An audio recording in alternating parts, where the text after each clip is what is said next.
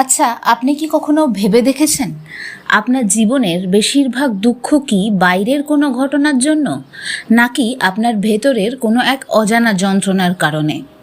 সব ঠিক থাকার পরেও কেন হঠাৎ দম বন্ধ লাগে? কেন যেন চারপাশটা শূন্য মনে হয়? কে কষ্ট পাচ্ছে, আপনি নাকি আপনার মন?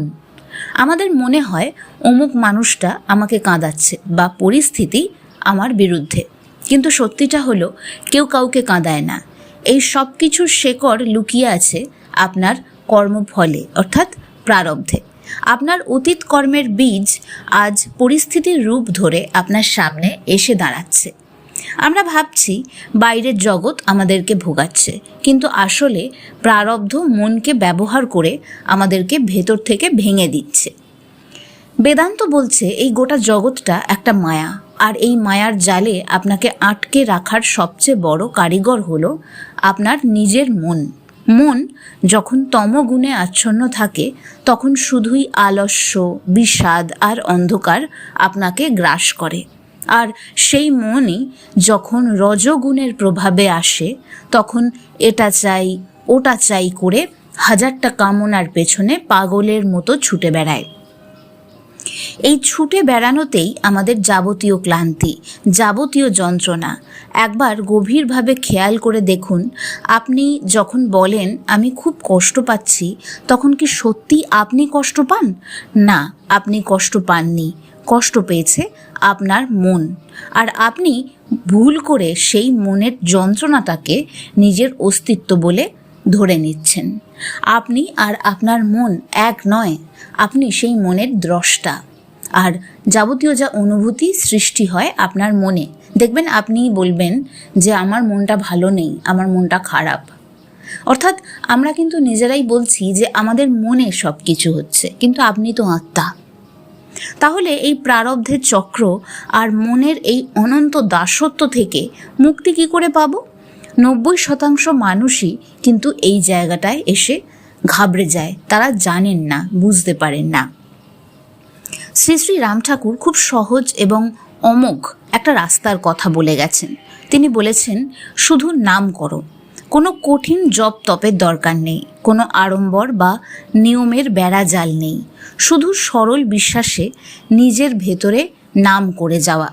রাম ঠাকুর বারবার বলেছেন, নাম আর নামই অভেদ, অর্থাৎ ঈশ্বরের নাম এবং স্বয়ং ঈশ্বর আলাদা কেউ নন।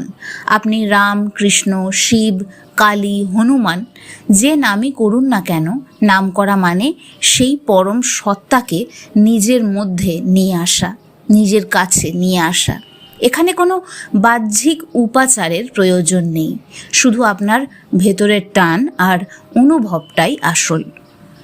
ভগবদ্গীতা আমাদের বারবার এই চঞ্চল মনকে সমর্পণের মাধ্যমে স্থির করার কথা শেখায়। কিন্তু মনকে কি জোর করে বাঁধা যায়? যায় না।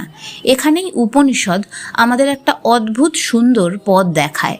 উপনিষদ বলেছে, তুমি মনের সাথে লড়াই করো না, তুমি শুধু সাক্ষী হয়ে যাও, তুমি কেবল দ্রষ্টা। নদীর পাড়ে বসে যেমন আমরা জলের স্রোত দেখি, ঠিক তেমনই নিজের ভেতরে চলতে থাকা চিন্তার স্রোতগুলোকে দূর থেকে দেখতে হয়।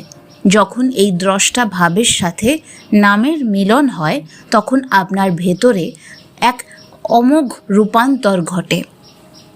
আপনার সত্তা তমগুণ আর রজগুণের অন্ধকার পার হয়ে সত্যগুণে প্রবেশ করে, আর এই সত্যগুণ ধীরে ধীরে আপনাকে দিব্য চেতনায় পরম শান্তিতে জাগিয়ে তোলে। রোজকার এই ব্যস্ত জীবনে এত লড়াইয়ের মাঝে এই জ্ঞানের প্রয়োগ ঘটাবো কিভাবে? খুব সহজ 3টে কাজ নিজের দৈনিক কাজের সাথে যুক্ত করে দিন। প্রথমত, যখনই খুব দুঃখ হবে ঘাবড়াবেন না, বুঝবেন আপনার প্রারব্ধ কাটছে। একটু আলাদা হয়ে দাঁড়িয়ে নিজের মনটাকে দেখুন, নিজেকে বলুন, আমি দ্রষ্টা, এই কষ্ট আমার নয়, এই কষ্ট আমার মনে হচ্ছে। দ্বিতীয়ত, সারাদিন কাজের ফাঁকে, রাস্তায় চলতে চলতে বা রান্না করতে করতে শুধু ভেতরে ভেতরে আপনার ইষ্ট নাম জপ করুন। গলার আওয়াজ করার দরকার নেই, কিন্তু শ্বাসে প্রশ্বাসে নামকে চালিয়ে যান। তৃতীয়ত, রাতে ঘুমানোর আগে নিজের সব ভার, সব দুশ্চিন্তা ওই নামের কাছে পুরোপুরি সমর্পণ করে দিন। একবার চোখ বন্ধ করে নিজেকে জিজ্ঞাসা করুন তো, আপনি কে? এই যে নাম, এই যে জাগতিক পরিচয়, এই যে হাজারটা ভয়, এগুলো কি সত্যিই আপনার? এগুলোই আপনি? না, আপনি এই নশ্বর শরীর তো নন, এই অস্থির মনটাও নন। এই শরীরের আগেও আপনার অস্তিত্ব ছিল, এই শরীরের পরেও তো আপনার অস্তিত্ব থাকবে। বিশ্বাস করুন, আপনি শুধুই একটি জন্ম মৃত্যুহীন অনন্ত সাক্ষী সত্তা।